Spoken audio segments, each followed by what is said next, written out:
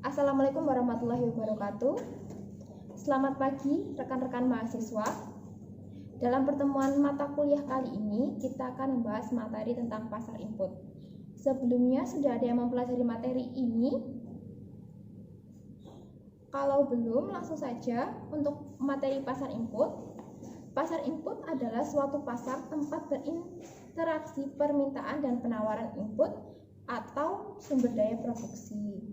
Kelebihan dari pasar input ini adalah menyediakan sumber pembiayaan jangka panjang untuk dunia maya, memungkinkan adanya upaya diverifikasi, sarana untuk mengalokasikan sumber dana secara optimal bagi investor yang kekurangan.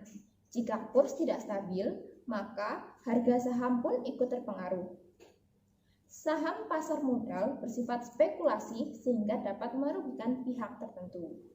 Mekanisme pasar modal sendiri yang cukup rumit menyulitkan pihak-pihak tertentu yang akan terlibat di dalamnya. Lalu, untuk ciri-ciri pasar input, pasar ini wujudnya kegiatan, tidak berwujud fisik. Permintaan dan penawaran dilakukan dalam jumlah yang besar. Jenis penawaran dan permintaan sesuai dengan produksi yang dihasilkan. Penawaran faktor produksi dapat berupa monopoli sementara permintaan bersifat kolektif. Macam-macam pasar input sendiri ada pasar sumber daya alam atau tanah, sumber daya manusia atau tenaga kerja, modal, dan kewirausahaan. Sampai di sini ada yang mau ditanyakan? Untuk pasar input SDA atau tanah, faktor produksi ini semua kekayaan alam yang terkandung dalam tanah, lautan, dan udara atau natural resource. Jumlah tanah adalah tetap atau penawarannya tetap, maka kurva penawaran bersifat inelastis sempurna atau berbentuk garis lurus. Sedangkan permintaan tanah terus bertambah sehingga harga tanah akan semakin meningkat. Faktor produksi tenaga kerja atau SDM, semua tenaga kerja baik jasmani maupun rohani, serta terdidik atau tidak terdidik, atau sering disebut dengan sumber daya manusia atau human resource, yang melakukan kegiatan produksi barang atau jasa. Sumber daya manusia yang berkualitas akan dapat meningkatkan produktivitas dari produksi tenaga kerja. Lalu ada pasar produksi modal, tempat ditawarkannya barang-barang modal untuk kepentingan proses produksi. Barang modal tidak hanya berupa mesin-mesin atau peralatan saja, tetapi juga uang modal atau dana untuk membeli barang modal. Modal berupa uang diperoleh dari tabungan dan pinjaman yang nantinya akan digunakan untuk berinvestasi. Dengan adanya investasi, diharapkan permintaan dan penawaran akan barang modal mengalami peningkatan. Ada juga pasar faktor produksi pengusaha, yaitu orang-orang yang berjiwa wira swasta atau mempunyai kecakapan dalam tata laksana perusahaan atau managerial skill. Pengusaha mempunyai peranan yang sangat menentukan, yaitu mengorganisasi faktor produksi alam, tenaga kerja, dan modal untuk mendapatkan hasil yang maksimal.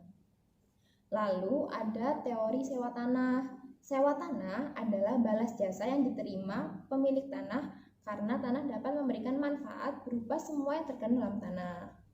Lalu dari tenaga kerja ada juga teori upah tenaga kerja. Upah dan gaji merupakan balas jasa yang diterima tenaga kerja karena jasanya dalam proses produksi.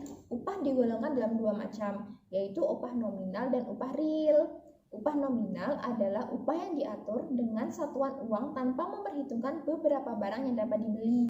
Upah real yaitu upah yang diukur dengan barang dan jasa yang dapat diperoleh dengan upah yang diterima. Lalu dalam pemberian upah dapat dilakukan dengan beberapa cara. Yang pertama ada upah berdasarkan waktu, upah berdasarkan sliding scale, upah indeks, upah menurut satuan hasil atau prestasi, upah profit sharing, dan upah co-partnership. Sampai di sini ada yang mau ditanyakan rekan-rekan sekalian? Bu, definisi lain dari pasar input itu apa ya, Bu? Udah itu aja. Saya juga bertanya untuk faktor-faktor yang mempengaruhi permintaan tenaga kerja pada suatu perusahaan itu apa aja ya? Udah. Saya bertanya upah indeks itu apa ya? Untuk yang pertama, saya menjawab pertanyaan dari Mas Johan dulu, yaitu definisi lain dari pasar input. Definisi lain pasar input itu bisa pasar yang menyediakan faktor-faktor produksi yang terdiri dari pasar sumber daya alam, modal, tenaga kerja, dan pasar kewirausahaan. Begitu Mas Johan. Lalu untuk pertanyaan yang kedua tentang faktor apa sih yang mempengaruhi permintaan tenaga kerja oleh suatu perusahaan, betul Mas Rian? Ya, biasanya ada 4, yaitu kemajuan teknologi yang dimiliki suatu negara, banyak sedikitnya barang yang dihasilkan, tinggi rendahnya laba perusahaan, dan adanya investasi dari pengusaha. Lalu untuk menjawab pertanyaan dari Mas Stefan Rian tentang pemberian upah secara indeks, yaitu pemberian upah berdasarkan indeks biaya hidup atau daya beli buruh, seperti itu. Ada pertanyaan lain dari mahasiswa yang lain? Kalau tidak ada pertanyaan lain, mungkin sekian pertemuan dari saya. Untuk materi nanti akan saya share di Google Classroom.